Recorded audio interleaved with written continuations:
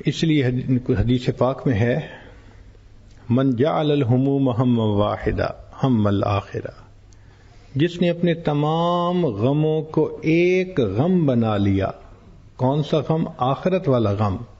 کفاہ اللہ ہم الدنیا، اللہ دنیا کے سب غموں کے لیے کافی ہو جایا کرتا ہے.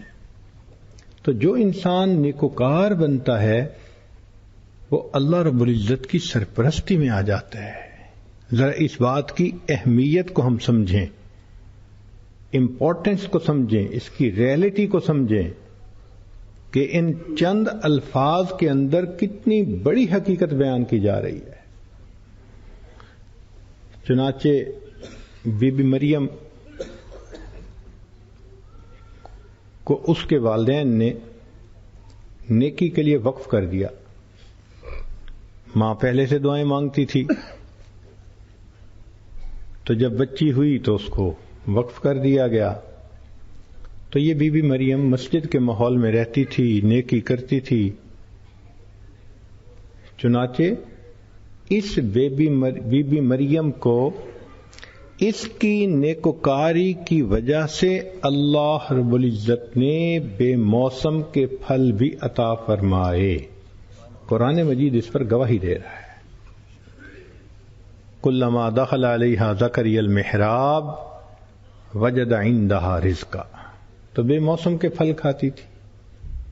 تو دیکھو بی بی مریم نے نیکی کے رستے کو اختیار کیا، میرے مالک نے اس کو بے موسم کے پھل کھلا کر پھالا. ابراہیم علیہ السلام نے اپنی اہلیہ اور اپنے بیٹے کو بیت اللہ کے قریب آ کر بسایا اور ان کو وہاں روک کر ٹھہرا کر خود چل پڑے. تو بی بی ہاجرہ نے پوچھا آپ ہمیں کیوں چھوڑ کے جا رہے ہیں؟ خاموش. دوسری مرتبہ پھر پوچھا آپ ہمیں یہاں کیوں چھوڑ کے جا رہے ہیں؟ اس لیے کہ نہ وہاں کوئی بندہ تھا نہ بندے کی ذات تھی. جس جگہ پر پانی بھی اویلیبل نہ ہو، جینے کو پانی نہیں، پینے کو پانی نہیں، درخت پتوں کا نام و نشان نہیں، خشک پہاڑیاں ہیں، سنسان ویران جگہ ہے، وہاں تو دن کی روشنی میں بندے کو ڈر لگتا ہے چہ جائے کہ عورت زاد اور اس کو رات وہاں رہنی پڑے. یہ بگ چیلنج تھا ان کے لیے. تو انہوں نے پوچھا آپ ہمیں کیوں چھوڑ کے جا رہے ہیں؟ ابراہیم علیہ السلام نے پھر خاموشی اختیار کی. وہ بھی آخر ایک نبی علیہ السلام کی صحبت یافتہ تھیں، جانتی تھیں، مزاج شناس تھیں.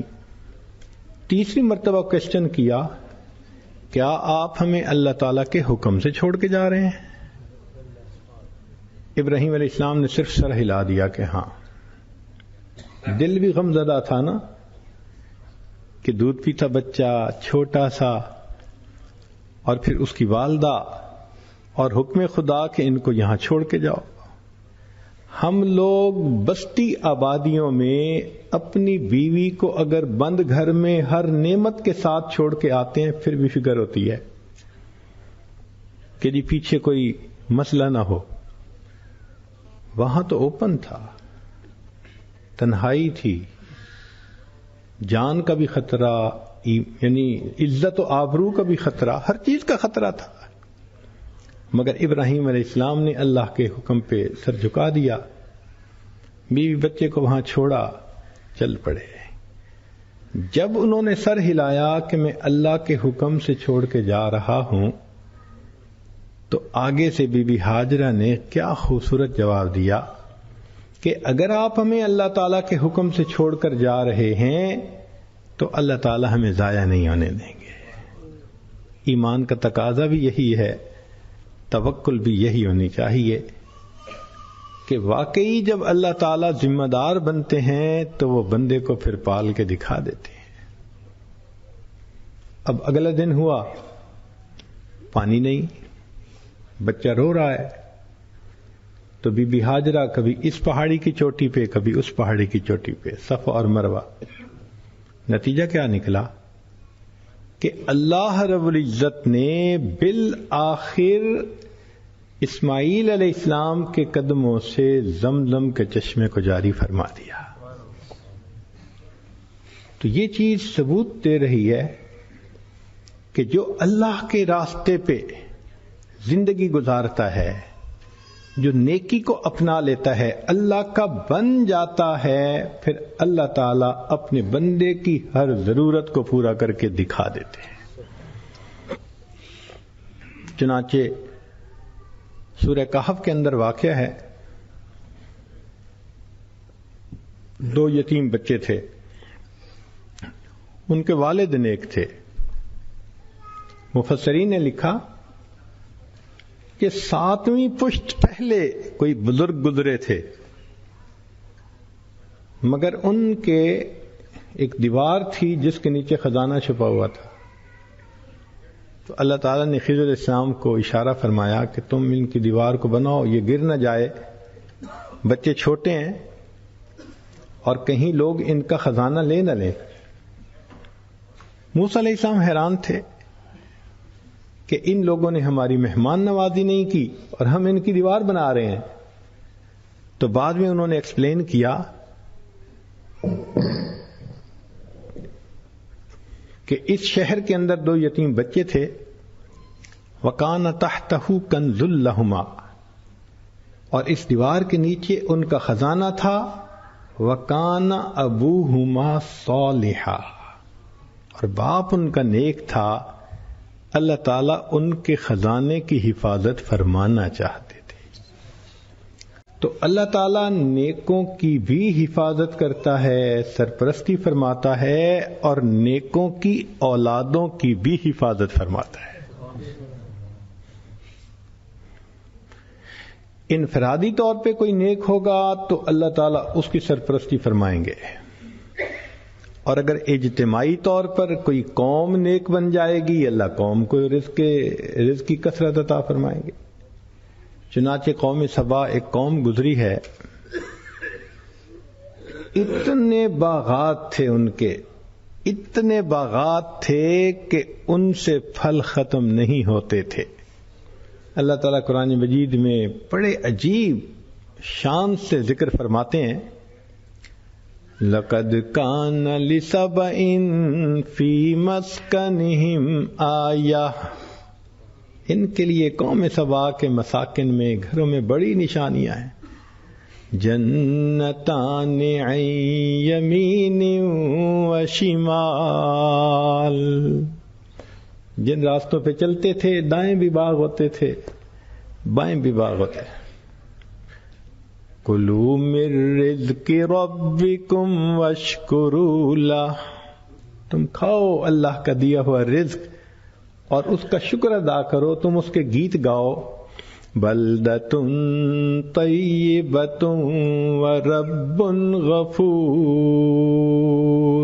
کتنا پاکیزہ شہر ہے اور ان کا رب ان کی خطاؤں کو معاف کر دینے والا ہے.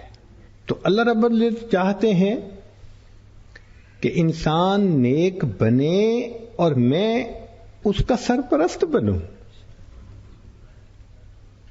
اب بال ہمارے گراؤنڈ میں ہے کہ ہم کون سا راستہ اختیار کرتے ہیں. آپ بنی اسرائیل کی مثال دیکھیے کہ بنی اسرائیل نے جب نیکی کی تو پیغمبر اسلام نے دعا کی، ربنا انزل علینا مائدۃ من السماء. مائدہ کھانے کی چیز کو کہتے ہیں، اور یہ لفظ اردو پنجابی میں بھی استعمال ہوتا ہے. ہماری پنجابی زبان میں میدا کا لفظ استعمال ہوتا ہے، وہ مائدہ کا بدلا ہوا حرف ہے، میدا کھانے کی چیز. اللہ رب العزت نے 40 سال بنی اسرائیل کو صبح و شام رزق عطا فرمایا، کوئی کام نہیں کرتے تھے.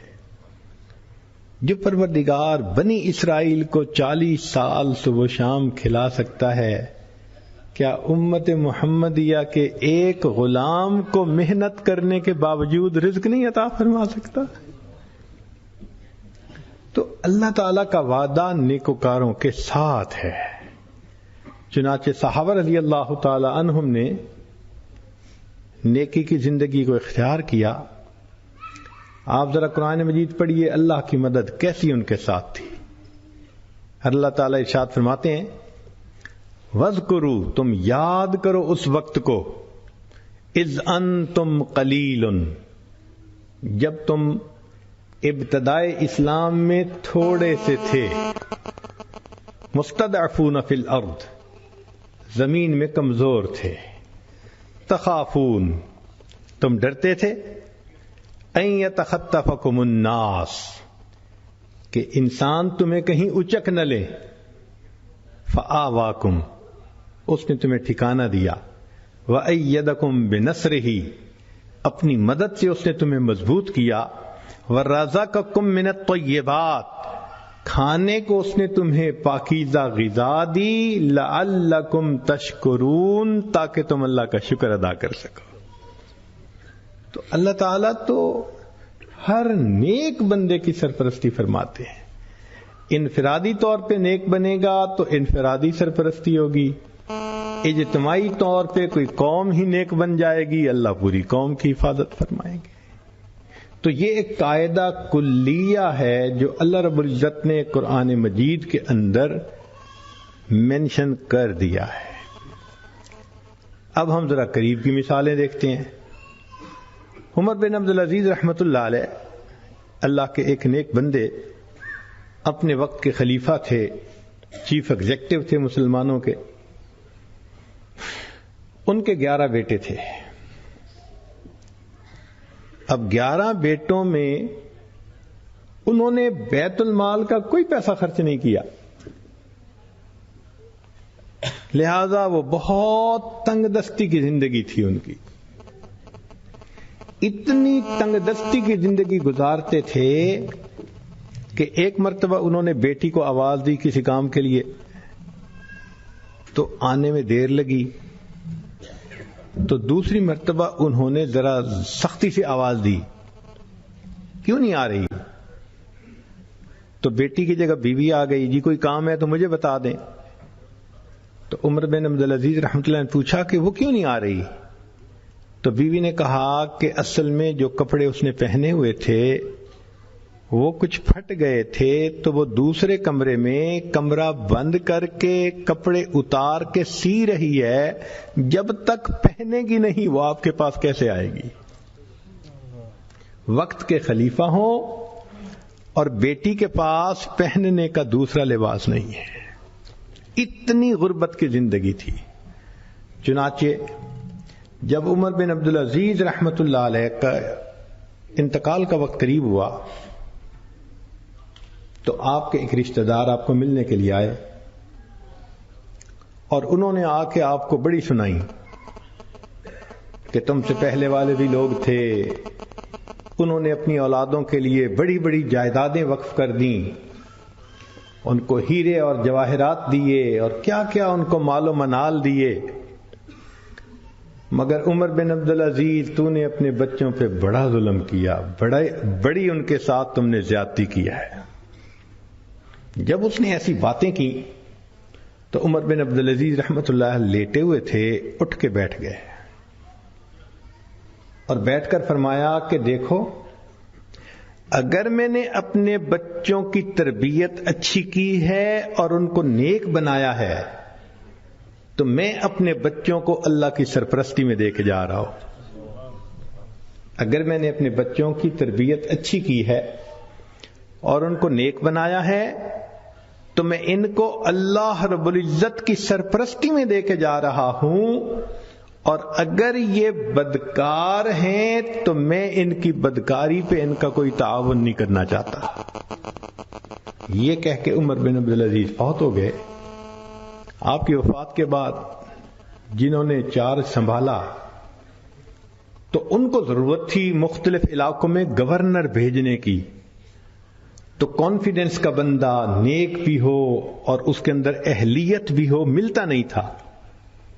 بڑی تلاش کے بعد انہوں نے عمر بن عبدالعزیز رحمۃ اللہ کے بڑے بیٹے کو گورنر بنایا، پھر ضرورت پڑی تو دوسرے کو بنایا. حتیٰ کہ ایک وقت ایسا آیا کہ عمر بن عبد العزیز رحمت اللہ علیہ کے 11 بیٹے 11 صوبوں کے گورنر بنے ہوئے تھے ایک وقت میں والد جا رہے ہیں، پیچھے ہے کچھ نہ ظاہر میں، مگر انہوں نے اولاد کو نیک بنا دیا تھا، اور جب نیک بنا دیا تو ان کو اللہ کی سرپرستی میں دے دیا۔ اللہ نے ان کے لیے یوں دروازے کھولے کہ ایک باپ کے 11 بیٹے 11 صوبوں کے گورنر ایک وقت میں بنے ہوئے تھے۔ اللہ تعالیٰ نیکوں کے کام تو ایسے کر دیتے ہیں۔ ہمیں ایک مرتبہ اس کا تجربہ بھی ہوا۔ مسجد نبوی میں یہ عاجز بیٹھا ہوا تھا کہ ہمارے ایک قریبی تعلق والے تھے، وہ وہاں قرآن مجید پڑھاتے تھے مسجد نبوی میں۔ آئے اور تھوڑی دیر بیٹھے اور بڑے ڈپریسڈ لگ رہے تھے۔ میں نے پوچھا قاری صاحب خیریت ہے؟ کہنے لگے جی بس کیا بتاؤں کہ آج میں بہت زیادہ پریشان ہوں۔ کیا ہوا؟ کہنے لگے کہ اللہ تعالیٰ نے مجھے کثیر الاولاد بنایا ہے، 9 بیٹے ہیں، کچھ بیٹیاں بھی ہیں، لیکن میں اکیلا کمانے والا ہوں۔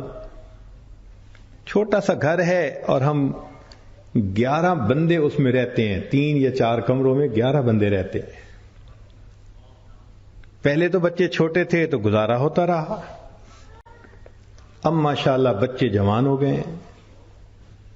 میں نے اپنے سارے بچوں کو دین پڑھایا، کوئی مفتی بنا، کوئی عالم بنا، کوئی قاری بنا، سب کو اسی لائن پہ لگایا۔ اب میرا بڑا بیٹا جو پڑھ کے مفتی بن چکا ہے شادی کی عمر کو پہنچ گیا، لیکن میں اس کی منگنی کہاں کروں؟ اول تو کوئی رشتہ ہی نہیں دے گا کہ اس کی آمدنی کا کوئی اتنا بڑا ذریعہ نہیں، اور اگر رشتہ مل بھی جائے تو میں اپنے گھر میں اپنے بچے کو الگ کمرہ نہیں دے سکتا، تو ہم کیا کریں؟ تو آج میرا ایک پرانا دوست آ گیا، اس نے مجھے بڑی سنائی، بس تو ملونٹا بن گیا، تجھے عقل نہیں، سمجھ نہیں، تیرے 9 بیٹے، تو 2-3 کو مولوی بنا دیتا، کسی کو ڈاکٹر بناتا، کسی کو انجینئر بناتا، آج تیرے ساتھ کندھے سے کندھا ملا کے کھڑے ہوتے ہیں، آج اور بھی سورس آف انکم ہوتا تیرے پاس۔ کیا نشہ تھا دین کا، تو نے سب کو ملا بنا دیا، اب جاؤ ڈھونڈو رشتے۔ کہنے لگے کہ اس میرے دوست نے اتنی باتیں کی کہ میں واقعی آج ڈپریس ہو گیا ہوں کہ وسائل ہیں نہیں، بندے اتنے ہیں گھر میں۔ میں نے انہیں کہا کہ آپ فکر نہ کریں، وَهُوَ يَتَوَلَّى الصَّالِحِينَ، اللہ نیکوکاروں کا سرپرست ہے، آپ اللہ کی سرپرستی میں ہیں، فکر کیوں کرتے ہیں؟ چلے آئیں، معاجہ شریف پہ ہم نے حاضری دینی ہے، سلام بھی پڑھیں گے، پھر آپ کے لیے دعا بھی کریں گے۔ ان کی تسلی کے لیے بات کر دی، وہ مطمئن ہو گئے۔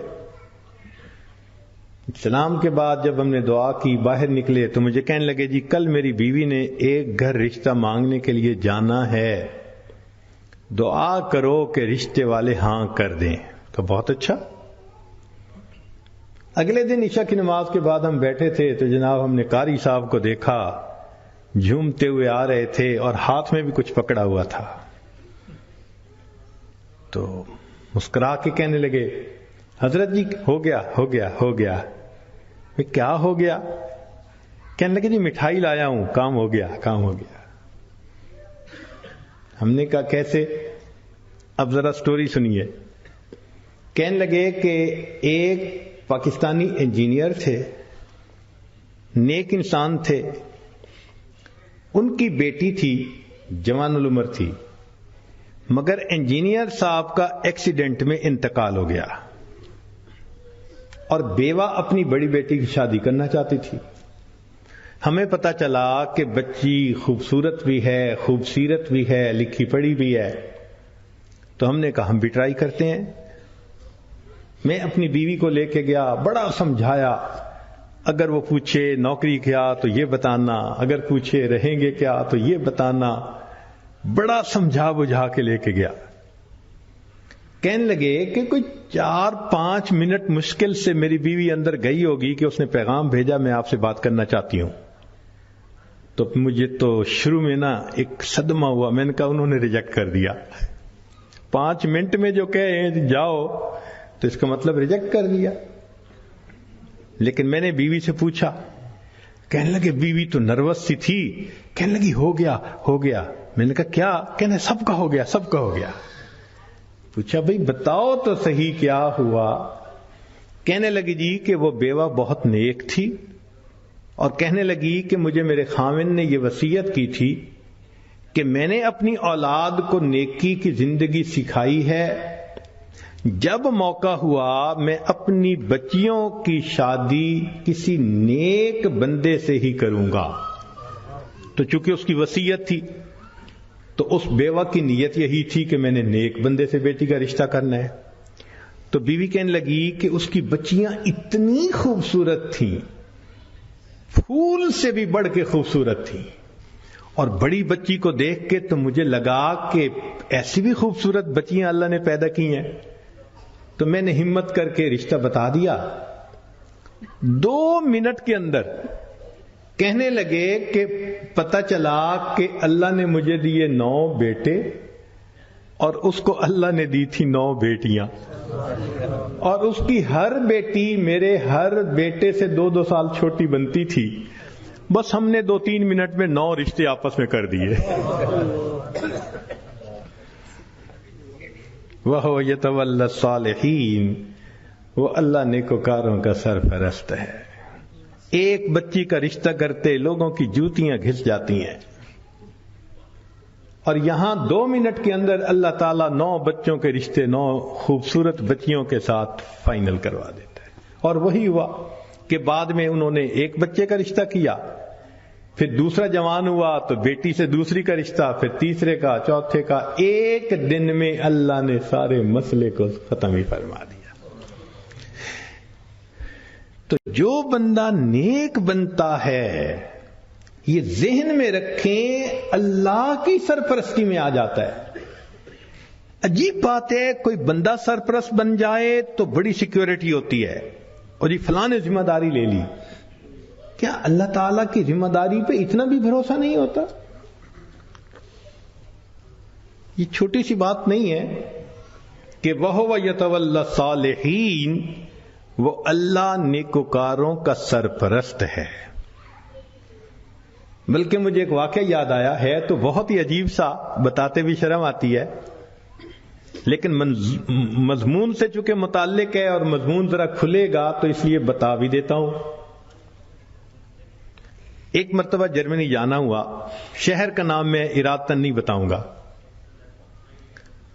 تو وہاں ایک مرتبہ اس عاجز نے کچھ اللہ کی مدد، اللہ کی نصرت کے متعلق بیان کیا۔ بعد میں کھانے کا وقت آ گیا تو کھانے پہ ایک پاکستانی انجینئر صاحب ملے جو وہاں کافی عرصہ سے سیٹلڈ تھے۔ مجھے کہنے لگے جی میں آپ سے ایک بات عرض کروں؟ میں نے کہا کیا؟ کہنے لگے اللہ تعالیٰ مولویوں کی بڑی فیور کرتے ہیں۔ میں نے کہا بات تو سچ ہے۔ اب چونکہ کھانا کھا رہے تھے پھر وہ کھانا کھانے لگ گئے۔ پھر کچھ دیر کے بعد کہنے لگے جی اللہ تعالیٰ مولویوں کی بڑی فیور کرتے ہیں۔ اب میں نے دیکھوں ظاہر میں کہ وہ تو بے شک نہ داڑھی تھی نہ کچھ تھا، ایک عام جیسے انجینئر کی زندگی ہوتی ہے، ایک خوبصورت نوجوان تھا عام زندگی گزارنے والا۔ جب کھانا ختم ہونے لگا نا تو پھر ذرا میرے وہ قریب ہو کے بیٹھ گیا، پھر کہتا ہے جی اللہ تعالیٰ مولویوں کی بڑی فیور کرتا ہے۔ اب مجھے سمجھ لگی کہ یہ کچھ کہنا چاہتا ہے لیکن ذرا اس کو وقت چاہیے، علیحدگی چاہیے۔ تو وہ ہم لوگ الگ کرسیوں پہ جا کے بیٹھ گئے۔ میں نے ان سے پوچھا آپ کیا کہنا چاہتے ہیں جو بےتاب ہیں اتنی دیر سے؟ کہتے ہیں جی اپنا واقعہ سنائیں۔ کہنے لگا جی میں نے لاہور سے انجینئرنگ کی، پھر یہاں ایک کمپنی میں میری نوکری لگی، بہترین نوکری، زبردست تنخواہ، اور میں انٹیلیجنٹ بھی بڑا، میں پچھلے اتنے سالوں سے اس کمپنی میں نوکری کر رہا. ہمارے دفتر میں یہاں کے ماحول کے مطابق مرد بھی انجینئر ہیں، لڑکیاں بھی انجینئر ہیں. تو ایک لڑکی انجینئر جرمنی کی، وہ ہماری کولیگ تھی، اتنی خوبصورت تھی کہ دیکھ کے بندہ سوچتا تھا کہ اللہ نے ایسی بھی مخلوق پیدا کی ہے.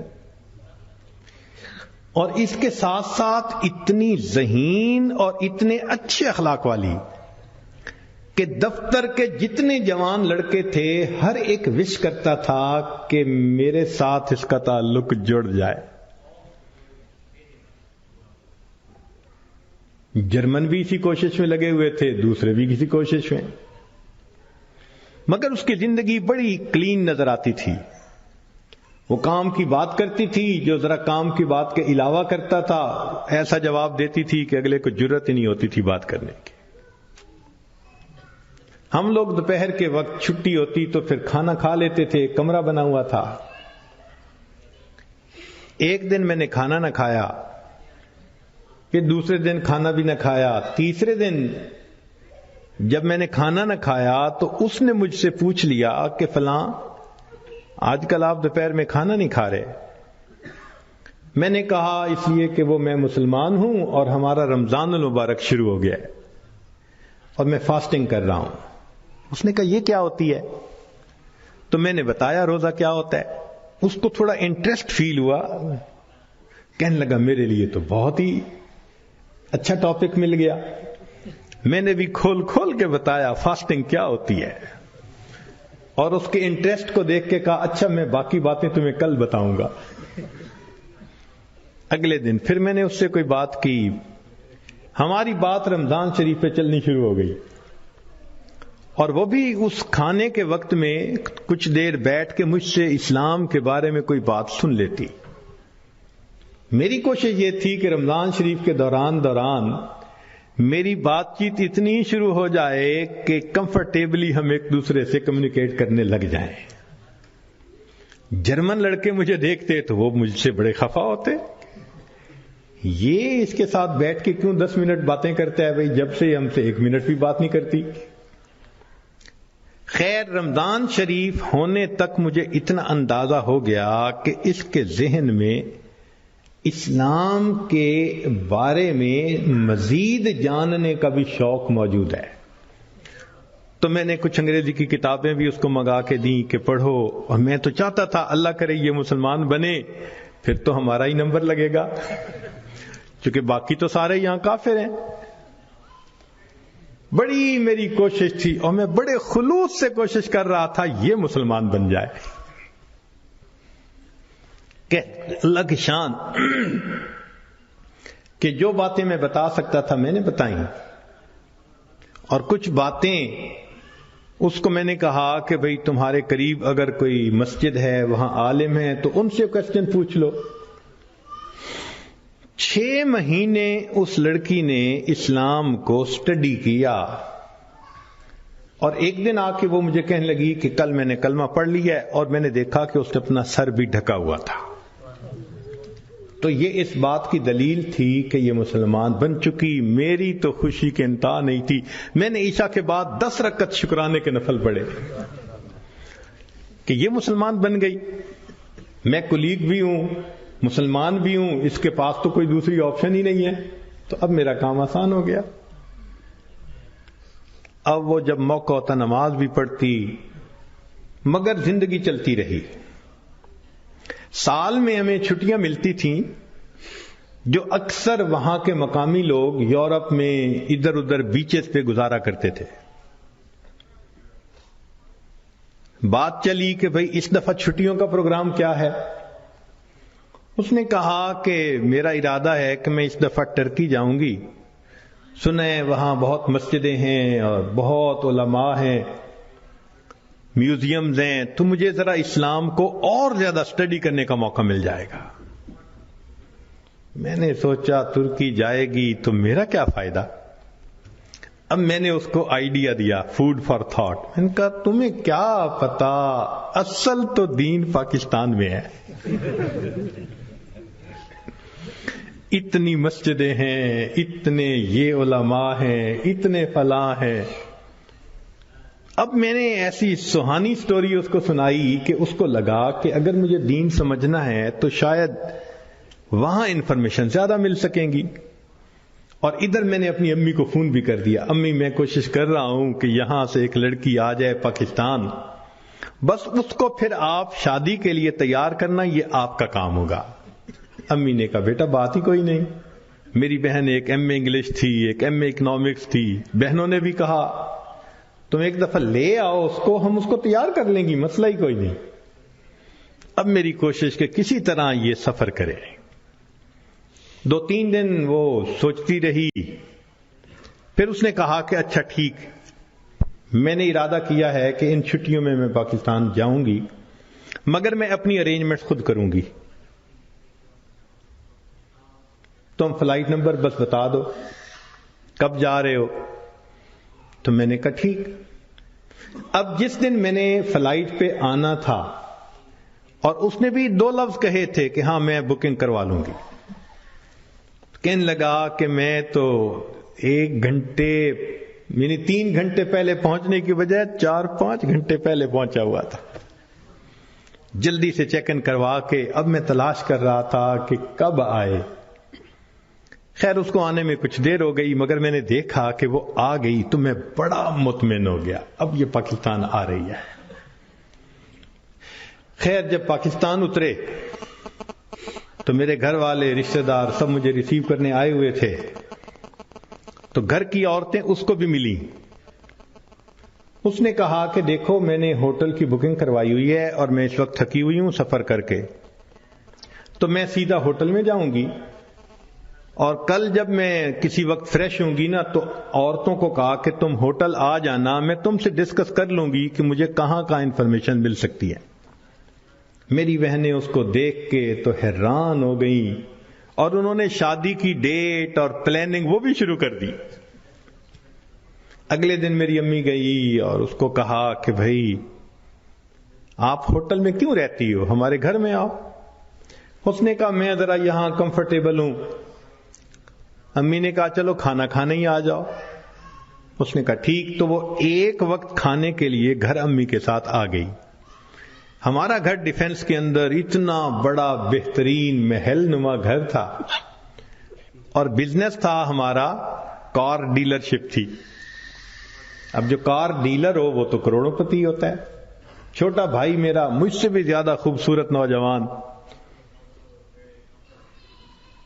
خیر میری بہنوں نے بڑی کوشش کی کہ بھئی کسی طرح وہ ہاں کر دے کہ میرے ساتھ اس کی شادی پہ وہ راضی ہے، مگر وہ خاموش ہو جاتی، وہ ہاں نہیں کرتی تھی.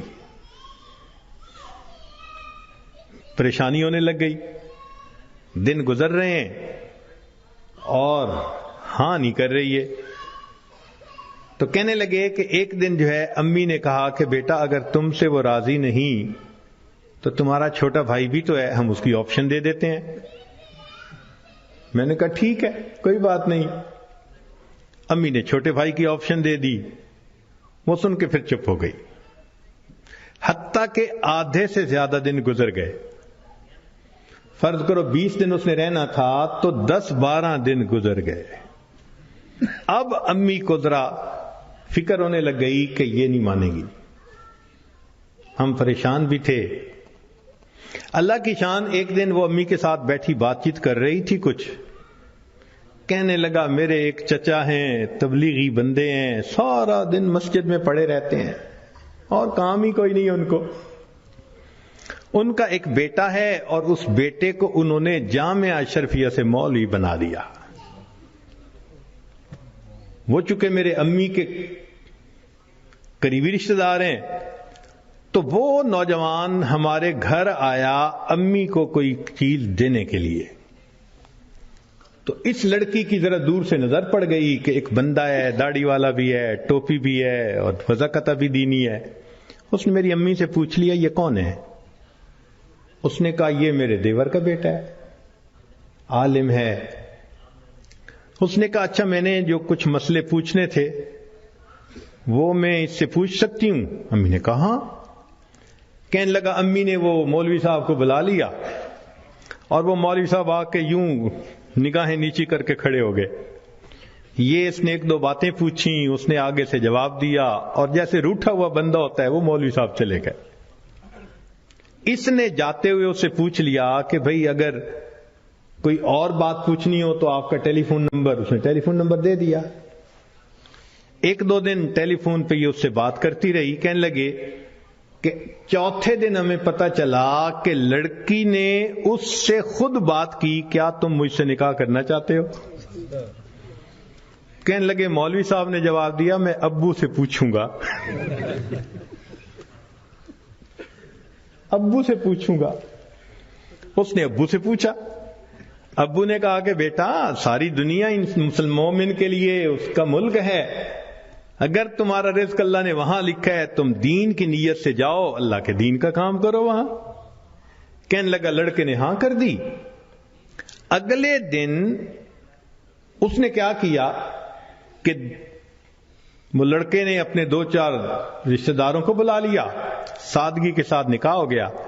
لڑکی اس کو لے کے اسلام آباد ایمبیسی چلی گئی, اور ایمبیسی میں اس نے اپنا سٹیٹس دکھایا, پورا دکھا کے کہا کہ میں آئی تھی چھٹیاں گزارنے, اس کے ساتھ میرا نکاح ہو گیا ہے, کاغذات ہوتے رہیں گے, میں نے ہے 4 دن میں واپس جانا, کیا آپ اس کا ملٹیپل ویزا لگا سکتے ہیں؟ کہنے لگے کونسلر کو اس کی پرسنالٹی, اس کی بات چیت, اس کی نوکری اتنی جسٹیفیکیشن نظر آئی, اس نے چھوٹتے ہی 5 سال کا ملٹیپل ویزا لگا دیا. کہنے لگا چھٹیاں ختم ہونی تھی, وہ لڑکی اپنے وہ جو مولوی صاحب خاوند تھے ان کے ساتھ چلی گئی. محنت میں نے کی, اللہ نے فیور مولوی کی کر دی.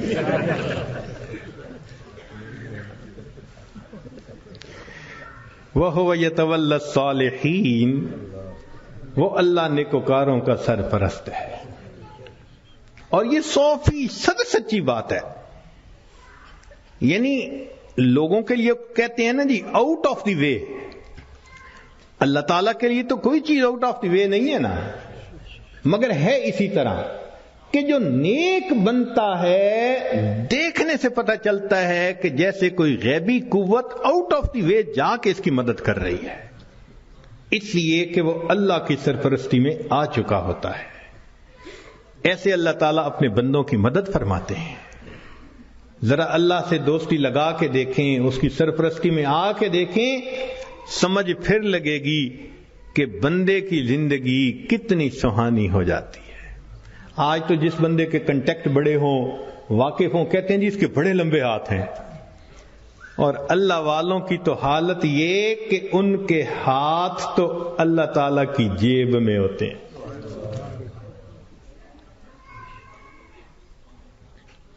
اللہ اپنے بندوں کی کیسے مدد کرتا ہے, ذرا ایک دو واقعات سن لیجئے. رابعہ بصریہ اللہ کی نیک بندی, اپنے صومعے میں عبادت کرتے کرتے تھک گئیں تو سو گئیں. ایک چورا نکلا, اس نے دروازہ کھولا, اندر گھسا, کوئی اور چیز تو نہیں اسے نظر آئی, مگر ایک چادر پڑی ہوئی تھی. اس نے کہا چلو چادر ہی لے چلتا ہوں. جب چادر اس نے اٹھائی اور واپس جانے لگا, ایسا سر چکرایا کہ اس کو آنکھوں کے آگے اندھیرا ہو گیا, دروازہ نظر ہی نہیں آیا. تو وہ بہت کنفیوز ہوا اور اس نے چادر نیچے پھینک دی. جیسے ہی نیچے پھینکی دروازہ نظر آیا تو اب اس پہ نا خوف طاری ہو گیا اور وہ باہر نکلنے لگا. جیسے باہر نکلنے لگا ایک آواز آئی, اگر ایک دوست سویا ہوا ہے تو دوسرا دوست جاگتا ہے. اگر ایک دوست سویا ہوا ہے تو دوسرا دوست جاگتا ہے. تم کیسے یہاں سے کوئی چیز چرا کے جا سکتے ہو؟ وَهُوَ يَتَوَلَّى الصَّالِحِينَ, وہ اللہ تعالیٰ نیکوکاروں کا سرپرست ہے, ان کا ذمہ دار ہے.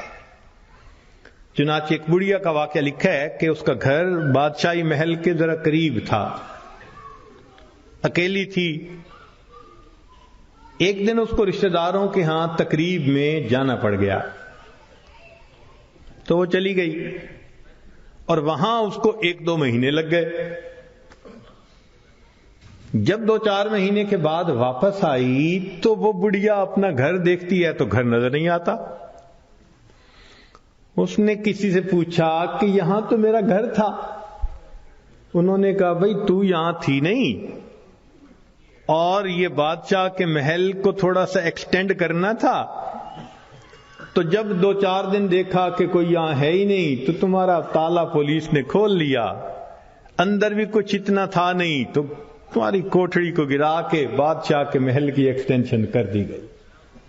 تو جب اس بڑھیا نے یہ سنا نا کہ تم تو یہاں تھی نہیں اس لیے تمہارے گھر کو گرا دیا گیا، تو بڑھیا نے آسمان کی طرف دیکھ کے کہا اللہ میں تو یہاں نہیں تھی، تو یہی تھا.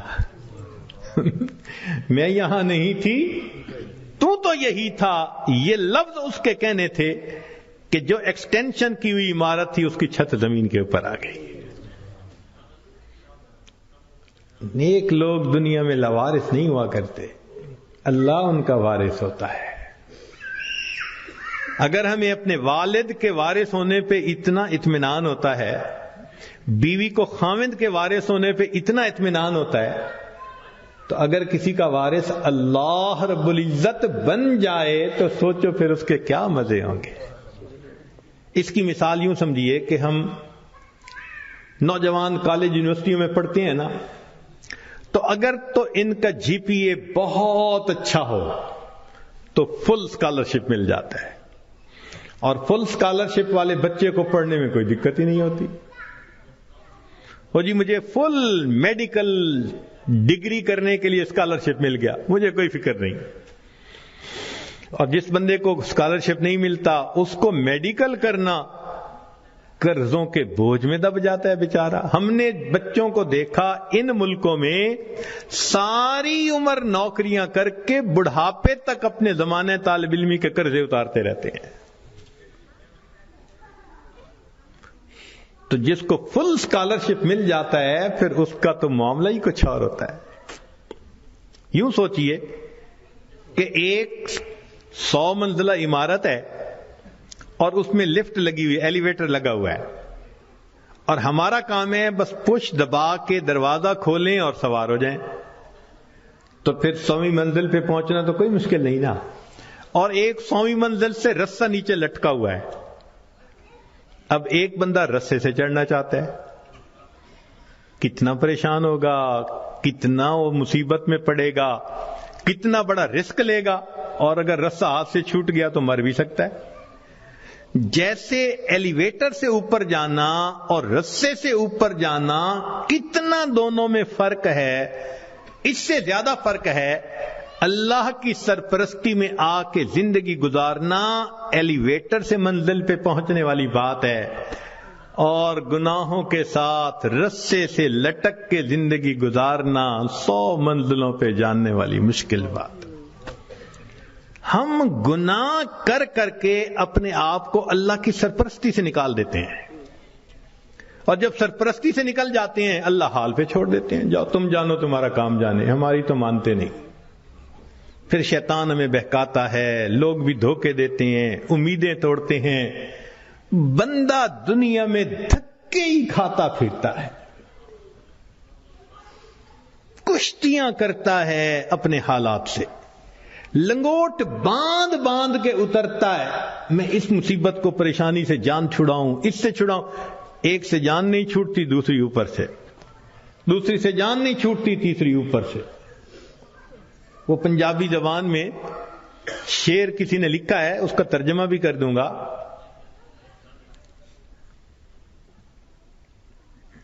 اس دکھی حیاتی دے پینڈیاں وچ کدی راہ پہ گئے کدی بھول دے رہے، ایک دامن امید دا چھڑیا نہ، لکھ جھکڑ انیریاں دے چل دے رہے.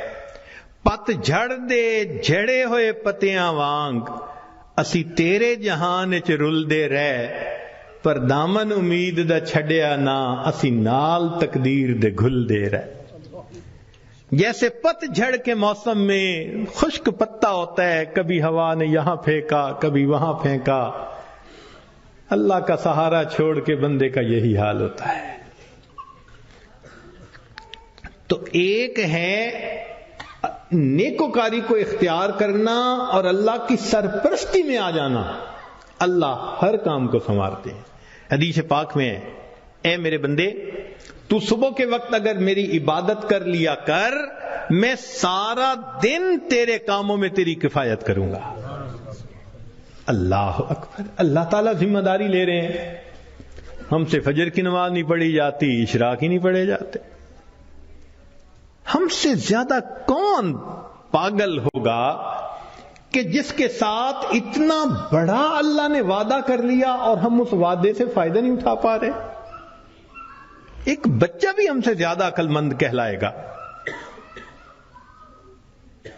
کیوں ہم پریشانیوں کی زندگیوں میں پڑ گئے ہیں؟ اس لیے کہ نفس کی خواہشات پوری کرتے ہیں. تو نفس کی خواہشات پوری کر کے, گناہ کر کے اللہ کی سرپرستی میں نکل جانا, یہ کہاں کی عقل مندی ہے؟ اور گناہوں کو کر کے کہاں کا سکون ملتا ہے؟ حضرت مفتی محمد شفیع رحمۃ اللہ علیہ فرمایا کرتے تھے کہ تم جتنا چاہو گناہ کرو, تم جتنا چاہو گناہ کرو, اگر اللہ نے تمہاری اسی زندگی کو دوزخ کی مانند نہ بنا دیا تم میرا نام بدل دینا. اور واقعی ایسا ہوتا ہے. جو گناہوں کا استغفار اسی کو دیکھا, اجی مر جاتے تو اچھا تھا. اس کا مطلب اتنا تو پریشان ہے نا. دنیا کی زندگی ایسے ہوتی ہے جیسے جہنم میں ہوتا ہے وہ بندہ. تو گناہوں کے راستے پہ اطمینان نہیں ہے. اطمینان, سکون, کامیابیاں, سکھ اگر دیکھا تو وہ نیکی کے راستے پہ دیکھا ہے. وَهُوَ يَتَوَلَّى الصَّالِحِينَ, وہ اللہ تعالیٰ نیکوکاروں کا سرپرست ہے. اللہ تعالیٰ تو چاہتے ہیں میرے بندے تمہیں میں اتنا دوں کہ تم بس بس کرو, مگر میرے نعمتوں کا شکر ادا کرو. ہم نعمتیں لینے کو تو تیار ہیں, شکر کرنے کی فرصت نہیں, نماز پڑھنے کے لیے فرصت نہیں. اللہ نے فرمایا کہ تم غیر محرم سے نظر کی حفاظت کرو, میں عبادت میں لذت عطا کروں گا. نظر کی حفاظت نہیں ہوتی, دعائیں مانگتے ہیں اللہ نماز کی حضوری عطا فرما دے. بھئی نماز کی حضوری کیسے ملے گی جب اس کی شرط ہی پوری نہیں ہوئی؟ جب نگاہوں نے جھکنا ہی نہیں سیکھا تو نماز کی حضوری تو آؤٹ آف کوسچن ہے نا. پھر تو ہم سوچیں کہ ہم خود بخود پریشانیوں کے راستوں پہ چل رہے ہیں, کانٹوں کے راستوں پہ چل رہے ہیں اپنے نفس کی خواہشات کی وجہ سے. اللہ تعالیٰ اس لیے اپنے بعض بندوں کو خوب دیتا ہے, کیوں کہ میرا شکر ادا کریں. شکر ادا نہیں کرتے, اللہ تعالیٰ لے لیتے ہیں. جو پروردگار دینا جانتا ہے وہ پروردگار لینا بھی جانتا ہے. پھر کہتے ہیں حضرت صاحب ایک وقت تھا مٹی کو ہاتھ لگاتے تھے سونا بن جاتی تھی, آج تو سونے کو بھی ہاتھ لگاتے ہیں تو مٹی ہو جاتا ہے. حالات بدل جاتے ہیں اس لیے کہ ان کے تقاضوں کو پورا نہیں کیا ہوا ہوتا. چنانچہ بنی اسرائیل کے 3 آدمی تھے, ان کا ایک واقعہ عجیب ہے, بڑا سبق آموز ہے.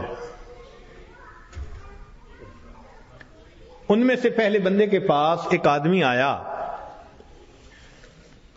اور اس کو کہا بھئی تمہاری کوئی پریشانی؟ اس نے کہا پریشانی تو بہت ہے. کیا؟ اس نے کہا بھئی یہ پھل بہری ہے, یہ جو سفید داغ جسم پہ ہو جاتے ہیں,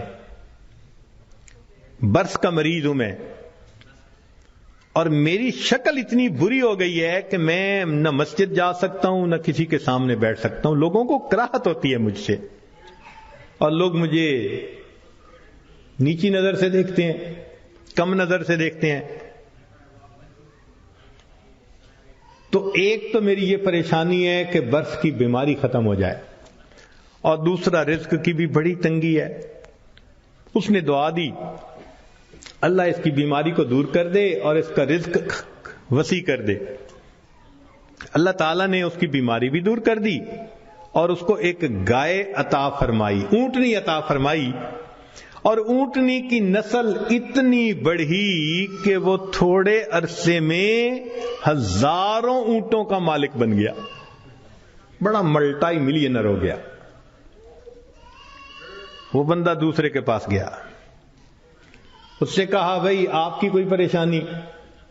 اس نے کہا جی سر پہ بال نہیں ہے، گنجا ہوں، اور جہاں بیٹھتا ہوں لوگ میرا مذاق اڑاتے ہیں، اور دوسرا یہ کہ کاروبار بھی میرا نہیں چلتا، تو رزق کی بھی پریشانی ہے۔ اس نے دعا دے دی، اللہ اس کے بیماری کو بھی دور کر دے، اس کو رزق میں بھی برکت دے دے۔ اللہ کی شان کہ اس کے سر پہ خوبصورت بال بھی اگائے، اور اس کو ایک گائے ملی، اور گائے کی نسل اتنی بڑھی کہ وہ تھوڑے دنوں میں سینکڑوں گایوں کا مالک، امیر آدمی بن گیا۔ پھر وہ بندہ تیسرے کے پاس گیا، وہ آنکھوں سے اندھا تھا، بھئی آپ کی کوئی پریشانی؟ اس نے کہا جی کہ میری پریشانی تو یہ ہے کہ میری بینائی نہیں ہے، لوگوں کے لیے تو فقط رات کو اندھیرا ہوتا ہے، اور میرے لیے تو دن کی روشنی میں بھی اندھیرا ہے، اور دوسرا یہ کہ مجھے تو در در کے دھکے کھانے پڑتے ہیں، تو دعا کر دو کہ میرا رزق وسیع ہو جائے۔ اللہ نے اس کی بینائی بھی ٹھیک کر دی، اس کو بکری عطا کر دی، اور بکری اتنی نسل بڑھی، وہ ہزاروں بکریوں کا مالک۔ یہ تینوں بندے اپنے وقت میں بنی اسرائیل کے بڑے امیر بندے کہلانے لگے، کروڑوں میں کھیلنے لگے۔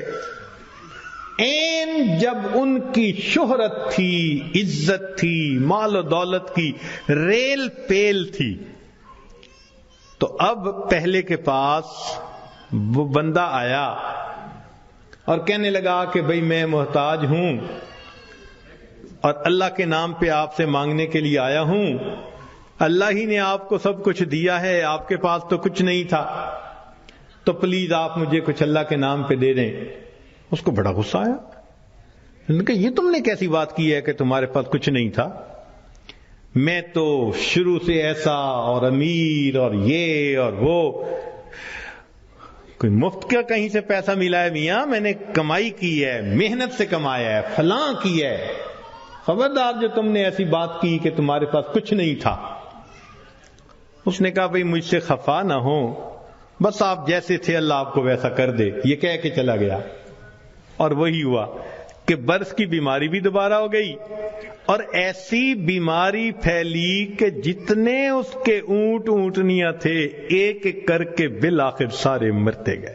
وہ جہاں تھا وہیں پہنچ گیا، دوسرے کے پاس گیا، بھئی محتاج ہوں، اللہ نے آپ کو اتنا دیا ہے، میں بھی آیا ہوں اللہ کے نام پہ لینے کے لیے، تو آپ دیں۔ ایک وقت تھا آپ کے پاس کچھ نہیں تھا، پھر اللہ نے آپ کو دیا، آج اتنا کچھ ہے۔ اس کو بڑا غصہ آیا، تو کون ہوتا ہے بات کرنے والا؟ بھائی میرا تو باپ ایسا، میرا تو دادا ایسا، پردادا ایسا، میاں میں نے تو فلاں ڈیل ایسی کی تھی، فلاں موقع پہ میں نے ایسا بزنس کیا تھا، اسٹریٹجی ایسی بنائی تھی، تب مجھے پیسے ملے، کوئی کہیں سے مفت کے مل گئے ہیں؟ خبردار جو تو نے کوئی ایسی بات کی۔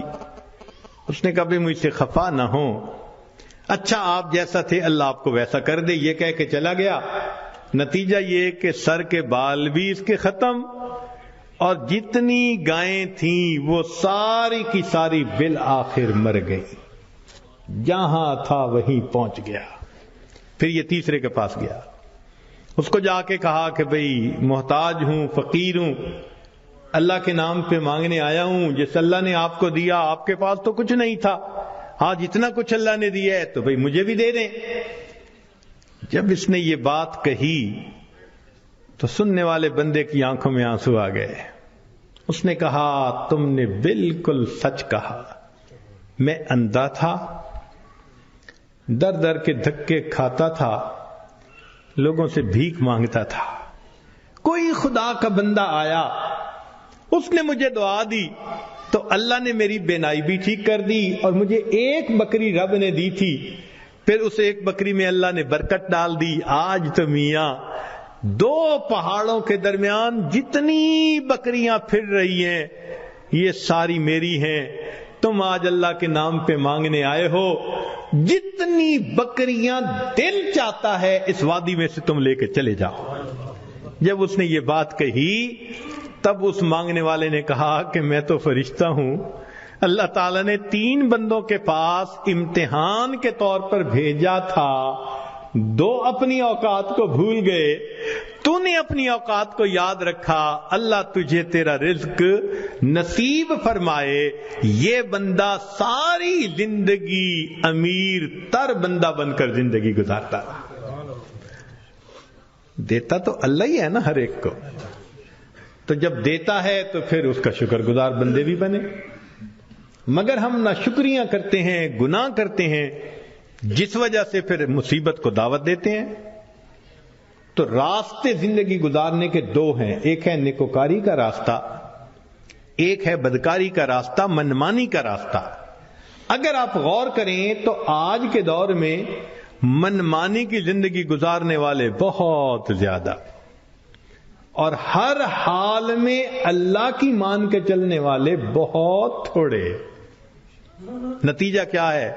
مسائل حل نہیں ہو رہے, پریشانیاں بڑھتی جا رہی ہیں, ادھر ذلت ادھر ذلت, ادھر پریشانی ادھر پریشانی. اس کی وجہ یہ ہے کہ ہم نے اپنے آپ کو اللہ کی سرپرستی میں دیا ہی نہیں ہے.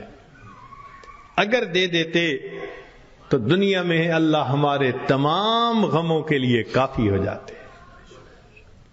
ہماری مثال تو وہ ہے کہ کوئی بلینر انسان ہو اور اس کا بندہ چپڑاسی کی نوکری کے لیے درخواست دیتا پھرے, تو ہر بندہ کہے گا یار تمہارا باپ تو بلینر ہے اور تم پی این کی جاب کے لیے درخواست دے رہے ہو, سویپر کی جاب کے لیے. یہ کیا؟ وہی حال ہے. اللہ تعالی ہمیں اپنے سرپرستی میں لینے کے لیے وعدہ فرما رہے ہیں, اور ہم اللہ کے وعدے پر آنے کی بجائے خود دنیا کے جھمیلوں میں اپنے رزق کو تلاش کرنے میں لگے ہوئے ہیں. یاد رکھیے گا, اللہ فرما برداروں کو بھی رزق دیتا ہے, اللہ نافرمانوں کو بھی رزق دیتا ہے. اللہ تعالی فرما برداروں کو بھی رزق دیتا ہے اور اللہ تعالی نافرمانوں کو بھی رزق دیتا ہے. مگر فرق ہے, ایک ہوتا ہے کہ آپ نے پرندے کو پنجرے سے نکالا اور پیالے کے اندر دانے ڈال کے اس کے سامنے رکھ دیا, اب وہ اسی پیالے میں سے کھا رہے آرام مزے سے. یا آپ نے پنجرے سے مرغی کو نکالا اور یوں دانے پھینک دیے, تو وہ دانے چگ رہی ہے مگر دانے اس کو مل رہے ہیں. یہ ہے اللہ فرما برداروں کو رزق دیتا ہے, کسی کا ایک ہی جگہ, کسی کا ٹریولنگ کے ساتھ, ادھر بزنس, ادھر امپورٹ, ادھر ایکسپورٹ, مگر اللہ تعالیٰ رزق دیتا ہے ان کو. یہ رزق ملتا ہے فرما برداروں کو. اور ایک رزق ہوتا ہے کہ آپ نے اگر چوہے کو پھنسانا ہو تو اس کو بھی تو آپ کنڈی کے اندر گوشت کا ٹکڑا لگا کے رکھتے ہیں, پنیر کا ٹکڑا, یہ بھی رزق تو مل رہا ہے نا, مگر کس کے لیے؟ کہ یہ ہمیشہ کے لیے پھنسے, قابو آئے. تو نافرمانوں کو بھی اللہ رزق دیتے ہیں مگر چوہے کی طرح کہ یہ پکڑا جائے گا اس کی گت بنائیں گے. اب ہم سوچیں کہ ہم فرما برداروں کا رزق لیتے پھر رہے ہیں یا نافرمانوں کی طرح رزق کماتے پھر رہے ہیں. معاملہ تو ہمارے اوپر ہے. اللہ تعالیٰ فرماتے ہیں الیس اللہ بکاف عبدا, کیا اللہ اپنے بندے کے لیے کافی نہیں ہے؟ کتابوں میں لکھا ہے اے بندے, ایک تیری مرضی ہے, ایک میری مرضی ہے. اگر تو چاہے کہ تیری مرضی پوری ہو, میں تجھے تھکا بھی دوں گا, تیری مرضی کو بھی پورا نہیں ہونے دوں گا. اور اگر تو چاہے کہ میری مرضی پوری ہو تو میرے بندے میں تیرے کاموں کو بھی سنوار دوں گا, تجھے رزق میں بھی وسعت عطا فرما دوں گا. تو اللہ کی مان کے ہم چلیں تو اللہ ہمارے سارے مسئلوں کو حل کر دیں گے, کیونکہ ہم پھر اللہ کی سرپرستی میں آ چکے ہوں گے. اللہ تعالیٰ قرآن مجید میں فرماتے ہیں وعد اللہ الذین آمنوا منکم وعملوا الصالحات لَيَسْتَخْلِفَنَّهُمْ فِي الْأَرْضِ، اجتماعی طور پر نیکوکار بن کر زندگی گزارنے والوں کے لیے اللہ کا وعدہ ہے. فرماتے ہیں میں تمہیں زمین کے اندر خلافت عطا کروں گا. وَلَيُمَكِّنَنَّ دِينَهُمُ الَّذِي ارْتَضَىٰ لَهُمْ وَلَيُبَدِّلُنَّهُمْ خَوْفَهُمْ أَمْنًا، اور اللہ ان کے خوف کو امن میں بدل دیتے ہیں. پھر اللہ تو وعدہ فرما رہے ہیں، وعد اللہ کا وعدہ ہے. آج بندہ وعدہ کر دیتا ہے تو اتنا یقین، کیا اللہ کے وعدوں پہ ہم یقین نہیں کرتے؟ تو ہمارے زندگی کی کامیابی کا ایک ہی طریقہ ہے کہ ہم اللہ کے وعدے پر بھروسہ کر کے عہد کریں کہ اللہ آج کے بعد ہم نے نافرمانی نہیں کرنی. اب سوال پیدا ہوتا ہے کہ ہم صالحین میں شمار کیسے ہو سکتے ہیں؟ بہت آسان ہے. ذہن سے گناہ کے ارادے کو ختم کر دیجئے. ذہن سے گناہ کے ارادے کو ختم کر دیجئے. اللہ میں نے آپ کے کسی حکم کی نافرمانی نہیں کرنی، اور جو کر چکا میں توبہ کر رہا ہوں. تو پہلا قدم کہ آئندہ گناہ کی نیت کو ذہن سے نکال دینا، اور دوسرا کہ اگر پھر گناہ ہو جائے تو پھر توبہ کرنا. بس یہ دو کام کر لیجئے.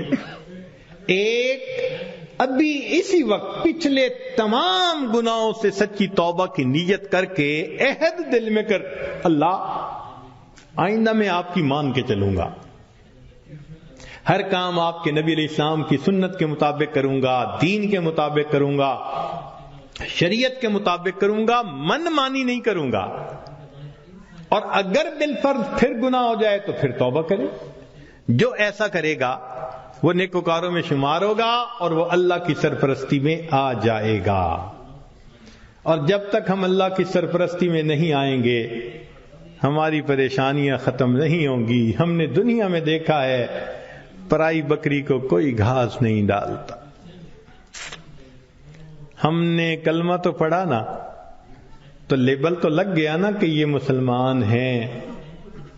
اب اگر اللہ کے در سے بھی کچھ نہ ملے تو کسی اور در سے کیا ملے گا؟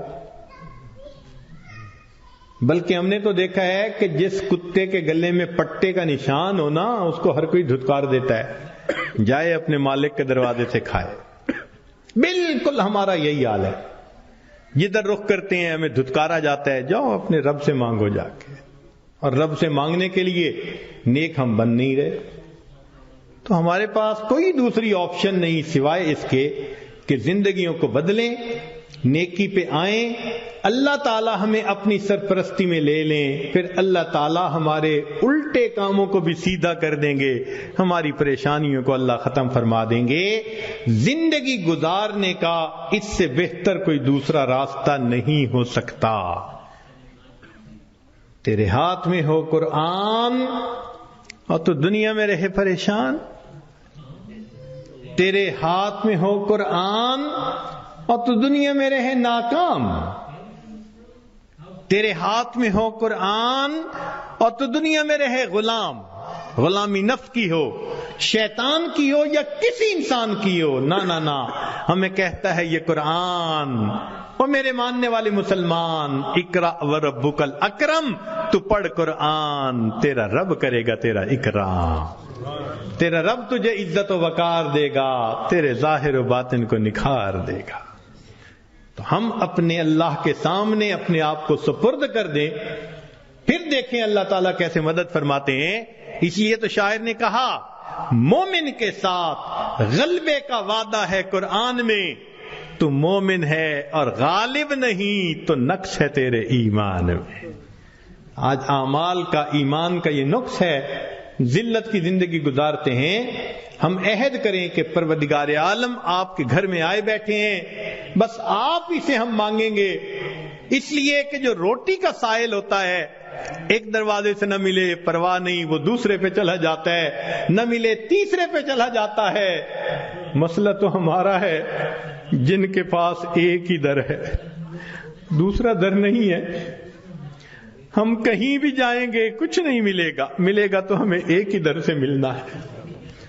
تنگ دستی کے جو عالم میں گھبراتا ہوں، تنگ دستی کے جو عالم میں گھبراتا ہوں، پر درے غیر پہ جاتے ہوئے کتراتا ہوں، ہاتھ پھیلانے میں محتاج کو غیرت کیسی، شرم آتی ہے کہ بندہ تیرا کہلاتا ہوں۔